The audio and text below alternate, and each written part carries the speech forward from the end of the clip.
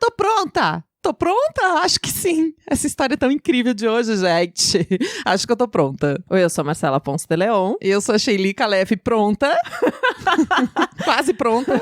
E nós somos o Baseado em Fatos Surreais. Esse podcast gostosinho onde você tá aí do outro lado, manda a sua história pra nós e a gente lê essa história. Não, a gente não lê. A gente lê ou a gente ouve, mas quando a gente tá aqui no programa, nós interpretamos essa história como se fôssemos você, em primeira pessoa. Pra onde manda a história, Sheili? E anonimamente, ninguém vai saber que a história é sua. Então pode mandar aquela história cabeludíssima que tá tudo certo. Manda pro nosso e-mail bfsurreais@gmail.com. B de bola, F de faca, surreais@gmail.com. E um recadinho pra você que já mandou a sua história pra gente. Nós estamos respondendo todo mundo finalmente agora. Porque tinha, assim, uma fila de e-mails de pessoas que a gente não tinha conseguido responder. Estamos respondendo todo mundo. Então, fiquem tranquilas. Se você não recebeu sua resposta ainda, ela vai chegar e continuem mandando casos surreais para a gente. Olha, mas isso não significa que nós vamos gravar a sua história. Não é por mal. Nós queríamos gravar todas as histórias do mundo. Mas é muita história. Então, dependendo do tema, da época, a gente vai selecionando as histórias. Mas não desista. Tem gente que já mandou 3 histórias, né, Mar? Exato. Adoro. Vamos pro caso da semana? Este episódio aborda o tema suicídio, que pode ser sensível para algumas pessoas.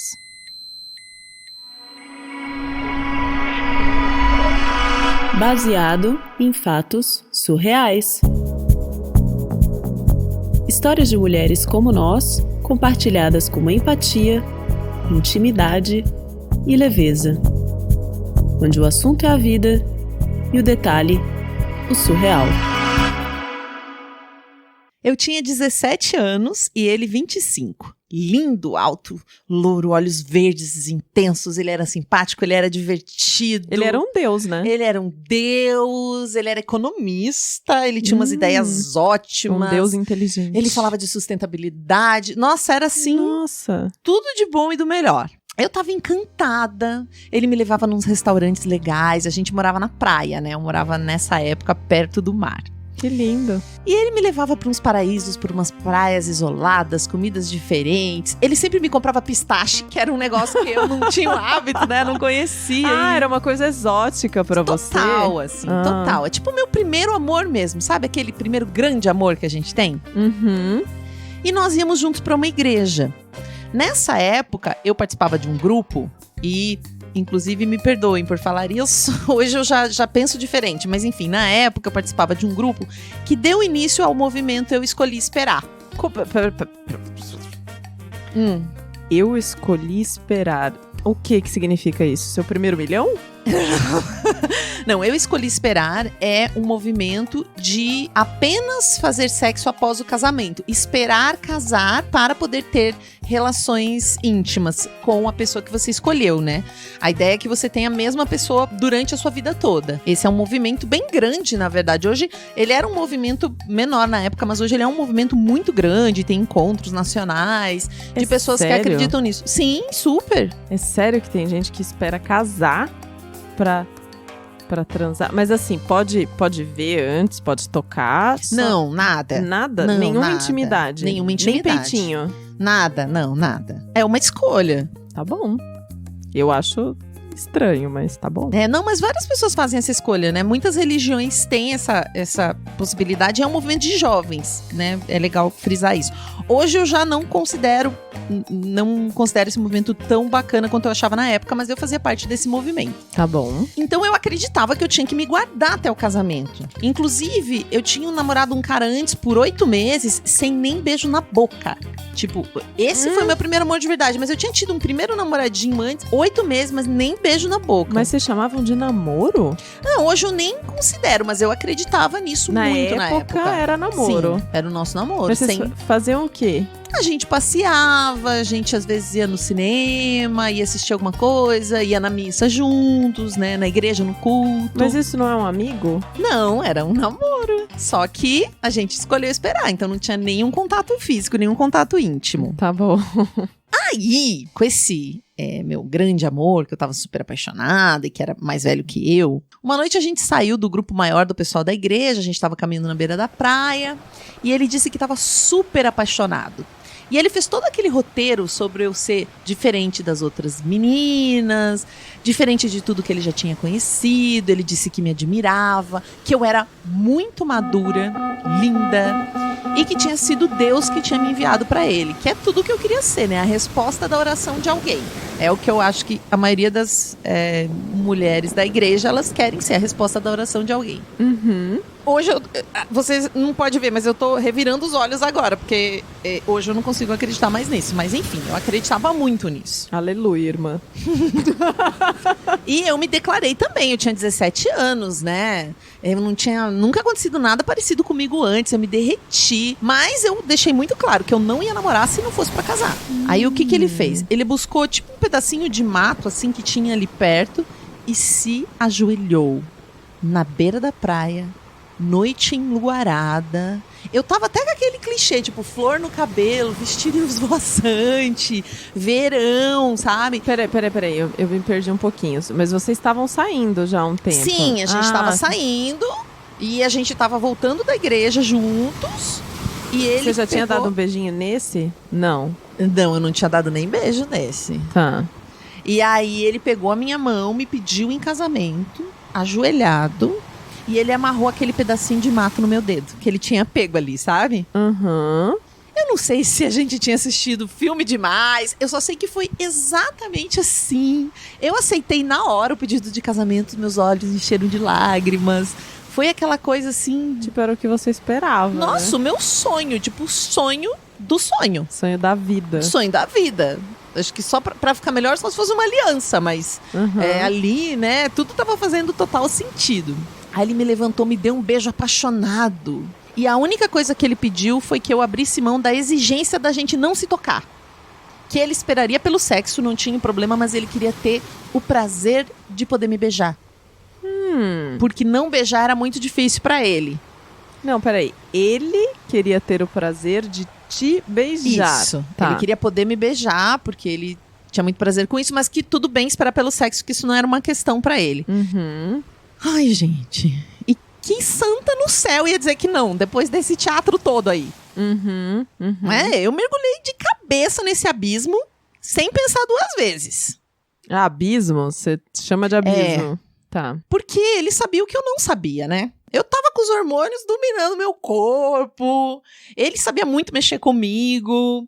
Era bem mais velho do que eu. Hoje isso parece muito óbvio, mas eu ainda acho que a gente se beijava lentamente, depois ferozmente, mas eu sempre exigia que ele parasse quando chegava perto de tocar na bunda ou no peito. Ele parava e eu me sentia segura. E sempre acontecia a mesma coisa. Eu dizia pra ele que se ele não fosse conseguir se controlar, eu preferia ficar sem beijar. Então, tipo, tudo bem a gente beijar, mas ele tinha que se controlar, senão não ia rolar. Porque eu acreditava mesmo na santidade de não transar antes do casamento. Isso pra mim era um mandamento de Deus, assim, era o meu encontro com Deus, fazia parte disso. Tipo, Deus me admirava por causa disso. E tinha uma coisa assim, eu me sentia culpada por despertar tanto desejo nele. Eu queria que ele me desejasse, eu queria ser desejada.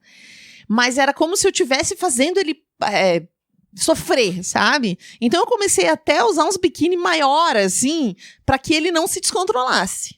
Menina, você comprometeu a marquinha do verão pro cara se controlar. Você Não. era responsável pelo controle dele. Na minha cabeça daquela época eu era. E eu só não reviro mais os olhos agora, porque não dá, já tá batendo na nuca aqui.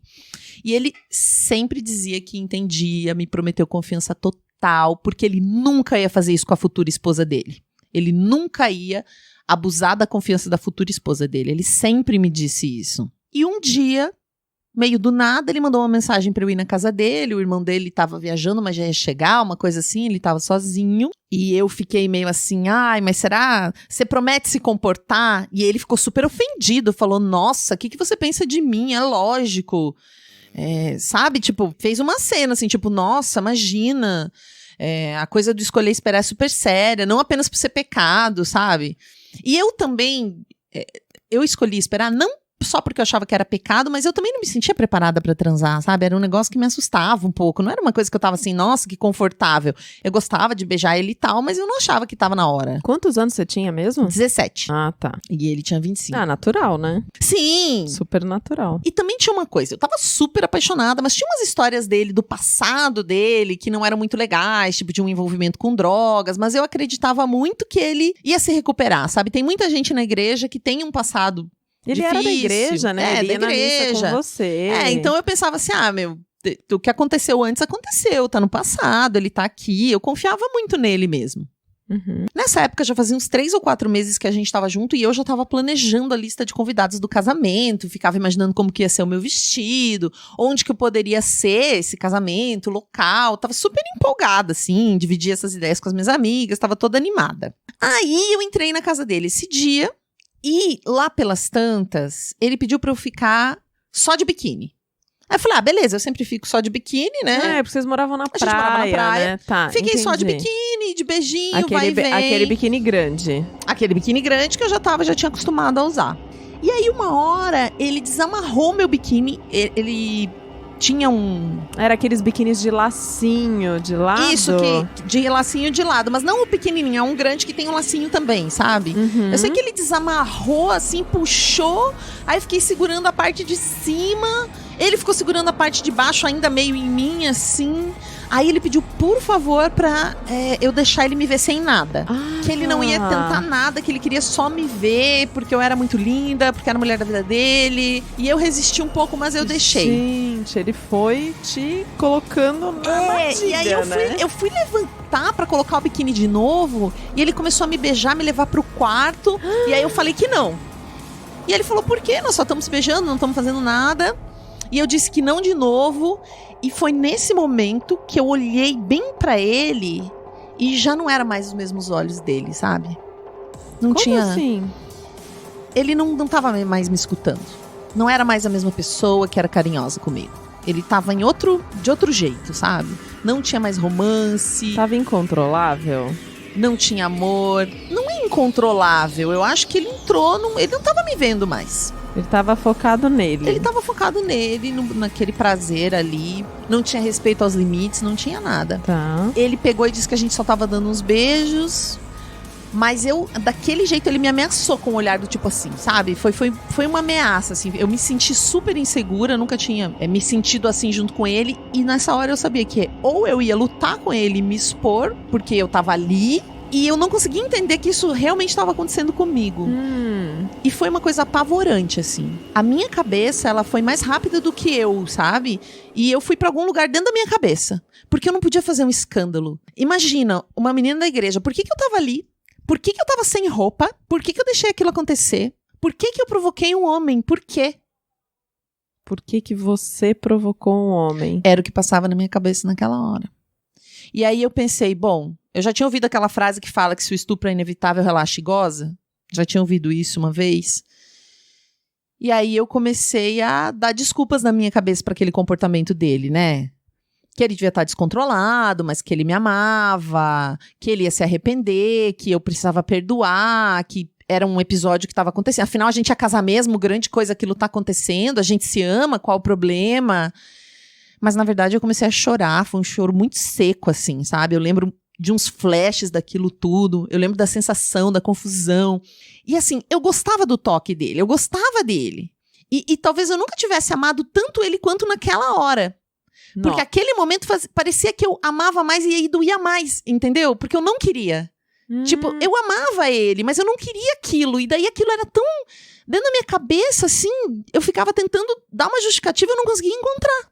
Eu tava me sentindo destruída, eu não conseguia parar. Depois eu queria fingir que não tinha acontecido. Eu queria querer, sabe assim? Tipo, eu tava fazendo um esforço pra querer o que tava acontecendo, mas eu não queria. E eu fiquei pensando, nossa, se ele tivesse esperado... Amiga, que forte isso, eu queria querer. Eu queria querer. Mas eu não queria. E eu fiquei pensando que se ele tivesse esperado, talvez eu mesma optasse por aquilo. Só que naquela hora eu não queria. Eu me senti violada, mas não só no corpo, assim, na alma mesmo, sabe? Porque... Você sentiu violada, então rolou. Sim, ele foi até o final. E eu Mas eu me senti violentada, assim, nas minhas crenças, sabe? Nas minhas certezas, na minha capacidade de acreditar. Eu saí de lá chocada. Muda. Na hora que terminou, assim, você já levantou e foi embora? Eu levantei e fui embora. Mas eu não queria pensar naquilo, assim. Fui pra minha casa e dormi. Dormi até no outro dia. Aí, depois disso, teve muitos altos e baixos. E eu disse que eu não tinha como ficar com ele, né? Que ele tinha quebrado toda a confiança. Mas, ao mesmo tempo, eu sentia que era como se eu pertencesse a ele, né? Porque, afinal, a gente tinha transado e isso era uma coisa de pertencer ao homem, né? Também tinha um pouco a ver com o que eu acreditava na religião. Ah, por isso que você falou. Porque essa palavra de se entregar é você escolher uma pessoa pra vida inteira, entendeu? Uhum. De escolher esperar é escolher uma pessoa pra passar a vida toda. Sim, é um compromisso. Um compromisso, sim. Nossa, que difícil. Sim. E depois, a gente acabou transando depois disso. Porque eu não sentia que eu podia oferecer uma resistência. Afinal, eu já tinha cedido. Tudo já estava perdido mesmo, né? E eu transei muitas vezes com ele pra tentar esquecer aquela sensação daquela tarde. E às vezes foi até bom, assim. Ele foi até legal, mas eu não consegui esquecer. E depois ele foi demonstrando que, após o prêmio, né, que ele já tinha conquistado, ele não tinha mais tanto interesse num romance comigo. Ele deu uns perdidos, ele viajava sem me avisar. Quando que ele voltava, ele dava umas sumidas. E depois de uma dessas viagens... Ele lidou como se fosse um prêmio mesmo, né? Assim, na verdade, Exatamente. Ele fez toda uma encenação, porque ele sabia que ele precisava disso pra te conquistar e conseguiu o que ele queria. Uhum. E ele lidou como um prêmio. Quando ele conquistou, ele foi mudando o comportamento. Quer dizer, nada daquilo que ele criou de romance era sincero, vinha do coração, alguma coisa assim. Exatamente. Imagina, eu fiquei tão mal que eu emagreci 9 quilos. E depois de umas brigas que a gente teve, eu tentei suicídio. Eu me entupi de remédio. Sério? Sim. Porque eu queria deixar de sentir, sabe? Parecia que tudo que eu sentia doía, que tudo que eu fazia estava errado. Então eu tive uma parada cardíaca por causa de hipotermia. Depois que você tomou uma queda de pressão, né? Imagina, em pleno outubro, na praia, eu tava com hipotermia. 17 anos. E eu não contei pra ninguém, eu contei só pra ele. Aí ele falou que eu era louca, que eu queria chamar atenção, que eu não era uma mulher pra casar e que ele não ia casar com uma desequilibrada. Poxa. Porque eu não via solução naquela época, sabe? E não tinha como você conversar também com a sua mãe, com seu pai, né? Como que você vai falar sobre isso com seus pais, que são religiosos também, né? Da situação que aconteceu. Exato, assim, eu não me sentia mais pura dentro da igreja. Tipo, eu ia pra igreja e me sentia muito impura, então eu não conseguia ir pra igreja. E aquilo tudo meio que roubou meu direito, na minha cabeça, né? A ter fé e a gozar, a sentir aquela sensação boa de que a vida é um presente de Deus. Eu sabia disso. Antes disso tudo acontecer, eu sentia muito essa presença de Deus na minha vida. E depois disso eu não conseguia mais. E aí o cara disse que quando você contou pra ele o que aconteceu, que você tentou suicídio, que você teve a parada cardíaca, o que ele fez, ao invés de te acolher, foi dizer que você era louca. Exato. E que não ia casar com você mais. Que eu não era uma mulher pra casar. E aí? Aí ele decidiu, na sequência disso, eu tava emocionalmente totalmente vulnerável, que a gente precisava acabar. Né? Já que eu não era pra casar, mas a gente precisava ter um final à altura do nosso romance. Então ele preparou uma noite especial pra nós. Como assim? Preparou uma noite especial. E eu concordei. A gente teve uma noite de amor, ele fez um jantar maravilhoso, transamos a noite inteira. Sabe, foi uma noite assim como se fosse uma despedida mesmo. Eu tava plena nesse dia. Sabe, eu tava sentindo que eu era dona do meu corpo, dona do meu prazer. Eu deixei a casa dele de manhã, foi na casa dele, que ele preparou tudo. E eu tava assim me sentindo bem. Mas o meu coração era puro sangue. De demônio envenenado, sabe assim? Eu tava péssima. Mas eu fui lá e fiz tipo essa cena. Era o que ele queria, eu fui lá, fiz essa cena. Uma grande, né, noite de amor. E eu saí de lado, tipo assim, agora acabou. Aí o que ele fez? Se declarou, pediu pra voltar. Pediu mais uma noite, pediu desculpa pelos erros, jurou que ia dar um jeito. Gente, esse cara é um Ele marcou, ó o grau de loucura dele. Ele marcou uma visita no salão pro casamento e disse que avisou a cerimonialista que ia nos esperar lá. Na próxima semana, marcou um dia pra ter a cerimonialista que ia rolar o nosso casamento. E aí eu falei, claro, vamos fazer isso. Vamos repetir tudo, vamos comemorar o nosso retorno, vamos ficar junto. Só que aí, hoje eu até brinco, né? Eu falo que se antes eu sofria, agora eu sou fria. Eu tava tão indignada. Ah, agora eu sou fria. Que nessa noite que a gente ia comemorar o nosso retorno e que ele preparou tudo... Ele comemorou o final. Comemorou o final. Aí veio com essa história. E foi uma noite ótima, tudo lindo, tudo perfeito. Por dentro eu tava rasgada, mas eu fiz toda a cena, sabe? E aí ele veio querendo voltar comigo. De marcar cerimonialista e falar que vai casar e tudo. E vamos comemorar e vamos ficar junto. Tá. Aí ele marcou com a cerimonialista, com todo mundo numa noite, que eu ia lá encontrar ele. Eu falei, claro, eu vou lá, vou encontrar você, vamos comemorar, vamos ajeitar as coisas do casamento. Combinei tudo com ele. E tinha uma festa do meu estágio no mesmo dia. Eu fui na festa do estágio, nem apareci. Não apareci lá nessa coisa que ele montou. Eu queria me vingar mesmo. Fui na festa do meu estágio, tinha um cara que trabalhava lá, que ficava me olhando, que tava meio dando em cima de mim. Fiquei com esse cara na festa. Nunca tinha ficado, né, com outra pessoa, imagina. Fiquei com esse cara, transei com ele. Eu confesso que eu nem lembro direito se teve penetração, se não teve. Eu acho que a gente transou normal, mas eu lembro que, enquanto eu transava com ele, meu celular tocando. Acho que ele me ligou umas 40 vezes, né? O cara me esperando. Enquanto você tava transando com um cara... Ele te ligou umas 40 vezes. E a transa foi uma coisa meio sinistra, assim, sabe? Porque eu escolhi estar lá. Eu queria me libertar, eu queria dizer pra mim e pro mundo que o corpo era meu. Foi um negócio meio catártico, então. Foi, mas assim, ao mesmo tempo que era uma realidade, também era um pesadelo, sabe? Eu fiquei olhando pra uma luminária de bolha colorida que tinha na cabeceira da cama. E eu fico me lembrando daquilo, assim, eu não lembro de mais nada. A galera do trabalho ficou louca, foi um escândalo, porque o cara tinha uma noiva. Ixi, todo mundo ficou sabendo, mas eu não tava nem aí. Nossa, amiga, que trash, hein? Esse ex passou a noite me ligando, eu sei que ele passou na minha casa de madrugada, mas, né, eu tava com a minha família, ele não ia fazer nada. E cedinho ele foi na loja do meu pai, perguntou de mim, o meu pai disse que eu tinha ido na festa do trabalho, na noite anterior, ele ficou maluco, aí ele esperou não ter ninguém em casa, pulou o muro e foi me acordar. Porque eu tava de boas lá, dormindo ainda, né? Eu acordei com ele aos berros. Ele gritou. Ele tava descontrolado. E eu ria do descontrole dele. Eu também tava virada no giraia, né? Não é? Falei pra ele, eu transei com outro, foi muito bom, eu transei vendo você me ligar, agora eu não quero mais você. Eu nunca mais quero você encostando no meu corpo. E não adianta surtar, porque dessa vez eu te denuncio. Ele foi embora bufando, gente. Nossa, foi uma situação... E eu bancando, mas eu tava tremendo de medo de apanhar, né? Eu imagino. Ao mesmo tempo que eu tava excitada de ter conseguido, sabe? Tipo, numa excitação, assim, de ter conseguido falar tudo isso pra ele, eu tava tremendo, assim, porque... E eu tava livre, foi nessa hora que eu consegui me livrar, mas eu levei muito tempo pra superar tudo isso, né? Foi muita coisa. Pelos meus próprios passinhos, assim, um de cada vez eu fui me recuperando. Hoje eu considero que eu tô bem, que eu tô refeita. Mas foi uma história, assim, que estragou um bom pedaço da minha vida. Porque estragou muito essa minha relação com Deus, que é uma coisa que pra mim é muito importante. E hoje eu já tenho isso de novo, né? E a minha relação comigo mesma, né? Isso foi uma história bem difícil.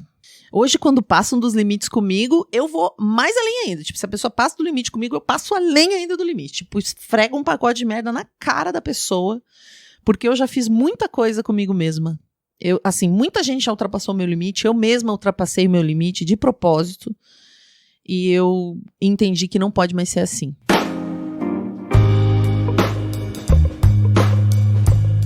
Shelly, que história difícil, né? Nossa... Que história difícil. Porque é uma questão que envolve a perda de vários valores aí, de coisas que são importantes, uma virada na própria visão de mundo, no que se acredita sobre a vida, sabe? É uma coisa muito profunda, assim. Tipo, passa da questão do abuso, que é muito sério. Estupro, né? É um estupro. Ela foi estuprada pelo cara. Essa desgraça desse estupro que é tão corriqueiro, de namorado estuprando namorada, marido estuprando esposa, que a gente tem dificuldade de ver, né? Ultrapassa, porque tira a confiança dela em Deus. Imagina, eu acho assim, se tem uma coisa que você pode destruir a vida de uma pessoa é tirar tipo, o valor dela primordial, assim, principal, aquele que é o cerne da vida dela. A fé dela. Era o cerne da vida dela, né? Tipo, Sim. acreditar em Deus, e ela pautava todas as coisas dela nisso. Então ele não só roubou o corpo dela nesse momento, quando ele parou de enxergar ela, quando ele roubou a visão de vida dela, né? Ele, tipo, tirou o chão de tudo, assim. E o mais cruel é que quando ela pede ajuda, que é quando ela diz que tomou os remédios, tentou se matar, e, assim, é um pedido de ajuda, né? Sim, sim. Ele vem nesse formato de desespero, mas ele é um pedido de ajuda. O que ele fez foi dizer, você é louca, ou seja, anulou completamente o que ela estava sentindo, o sentimento dela, e falou, agora a gente vai terminar. E aí ele faz, é um requinte de crueldade, né?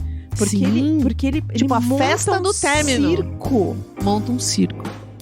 Que bom que nessa hora ela já não tá caindo mais, né? Mas emocionalmente ela tá é muito louco, porque ele envolve ela toda numa teia de promessa, de esperança, de vida, e faz isso, né? Nossa, eu tive uma situação que quando eu fui estuprada em 2016, numa viagem, eu tava numa história de ida e volta com um namorado meu que eu tinha. Mas eu fiz essa viagem sozinha, não foi ele que fez isso e tal.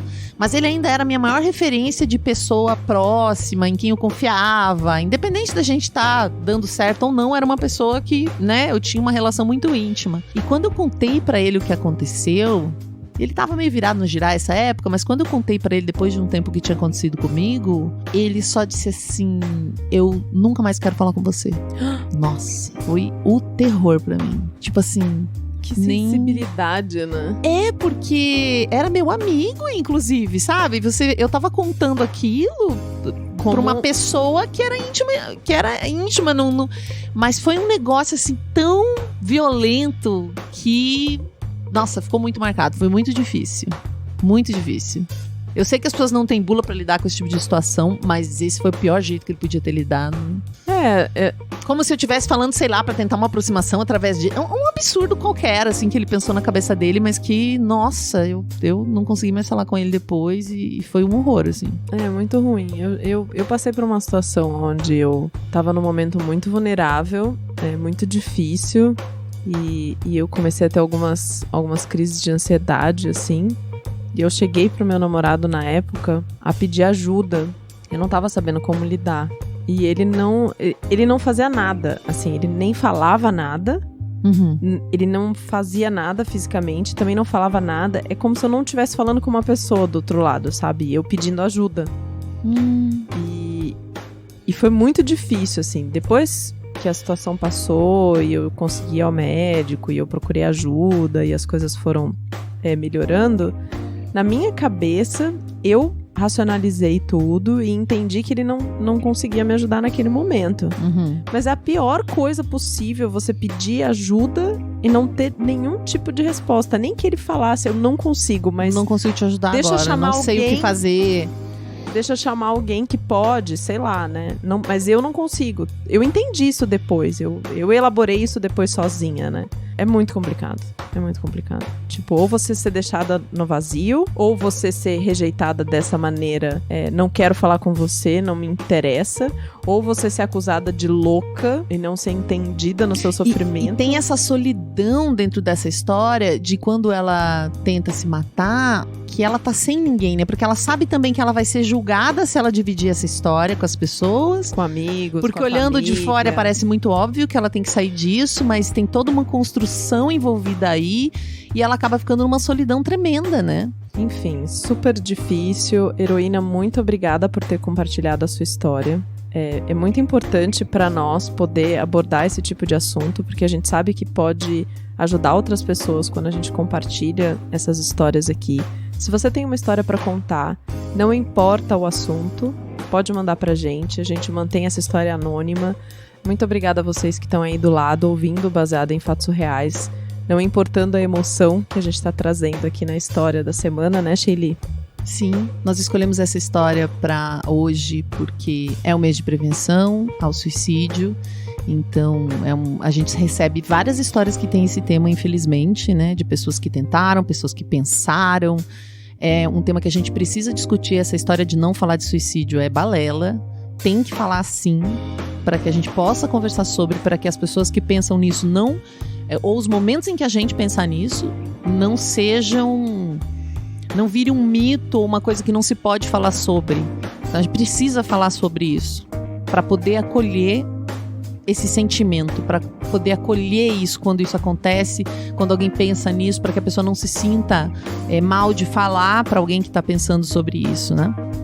E se você também acredita no propósito de compartilhar histórias de mulheres e com isso trazer a transformação, ampliar as ideias, enfim, compartilhar as experiências, você também pode apoiar esse projeto entrando no picpay.me/bfsurreais.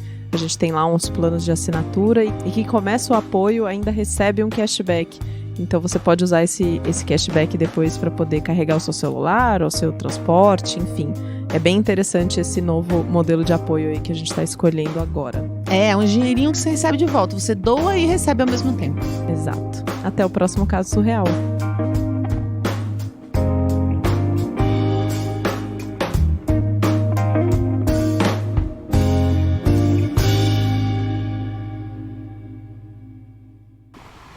Esse episódio foi editado por Nicole Galtério.